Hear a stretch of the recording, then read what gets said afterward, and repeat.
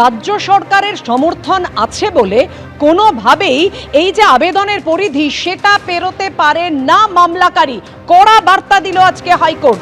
আমরা সেই কথাই আপনাদের জানাচ্ছি যে বার্তা দিল আজকে হাইকোর্ট, রাজ্য সরকারের সমর্থন ও আবেদনকারীর যুক্তিকে জোরালো করছে না। কথা বলবো অতনু হালদার, আমাদের প্রতিনিধি আমাদের সঙ্গে রয়েছেন। অতনু, জোড়া মামলা খারিজ করে আজকে প্রধান বিচারপতি ডিভিশন বেঞ্চ কি জানাল?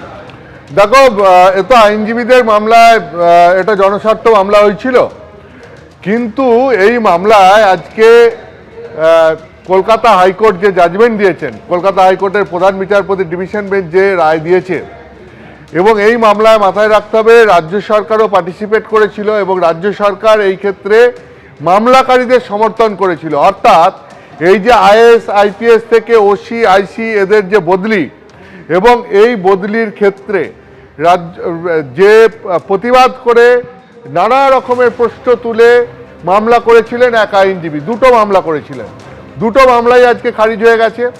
এবং নির্বাচন কমিশন যে এইভাবে বদলি করছে তার বিরুদ্ধে যেই মামলা করা হয়েছিল তাতে মামলাকারীদের সমর্থন জানিয়েছিল রাজ্য সরকার।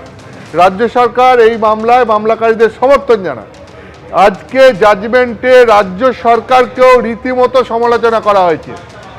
যে রায়ে কি বলেছে, রায়ে বলা হয়েছে যে এই যে রাজ্য সরকার সমর্থন করেছিল এক্ষেত্রে মামলাকারীকে, এতে মামলাকারীর কোনো লাভ হয়নি। অর্থাৎ মামলাকারীর যে যুক্তি বা তার যে দাবি, রাজ্য সরকারের এই সমর্থন সেই যুক্তি বা দাবিকে আরো জোরদার করেনি।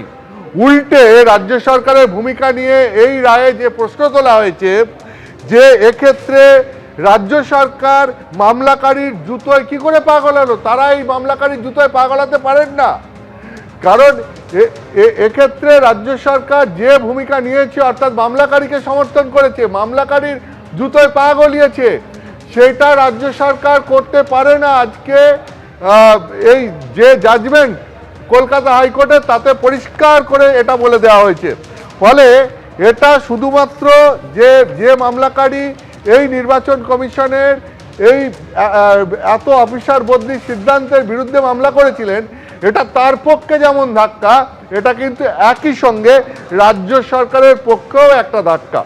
দ্বিতীয়ত আমি তোমাকে বলছি, যেই মামলার দ্বিতীয় গুরুত্বপূর্ণ দিক কি, যেই মামলায় চিফ ইলেকশন কমিশনার তার বিরুদ্ধে অভিযোগ নিয়ে আসা হয়েছিল যে চিফ ইলেকশন কমিশনার তার সঙ্গে উচ্চ পদে থাকা রাজনৈতিক ব্যক্তিদের যোগাযোগ রয়েছে।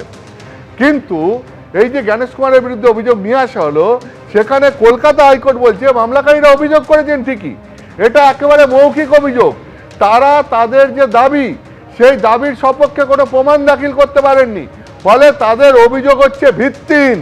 ফলে এই অভিযোগ গ্রহণযোগ্য নয়, এটাও আজকে কলকাতা হাইকোর্ট স্পষ্ট করে দিয়েছে। এর বাইরে আজকে এই মামলায় যে রায়দান করেছে, অর্থাৎ দুটো মামলা একসঙ্গে রায়দান হয়েছে, সেখানে যে সমস্ত পর্যবেক্ষণ কলকাতা হাইকোর্টের তরফ থেকে করা হয়েছে, সেটা কিন্তু এতদিন বিভিন্ন জায়গা থেকে তৃণমূল কংগ্রেস যে দাবি করছিল সেই দাবিগুলোকে রীতিমতো নস্যাৎ করে দিচ্ছে। আমি তোমাকে সেগুলো যদি এক এক করে বলি, সেটা হচ্ছে এক সবথেকে গুরুত্বপূর্ণ হচ্ছে যে কোন পরিস্থিতিতে কি জন্য বদলি সেটা জানাতে বাধ্য নয় নির্বাচন কমিশন। তার কারণ অত্যন্ত স্পষ্টভাবে জানানো হয়েছে যে নির্বাচন কমিশন এই ধরনের সিদ্ধান্ত নিতেই পারে। ধন্যবাদ তোমায়। এবিপি আনন্দ, এগিয়ে থাকে, এগিয়ে রাখে।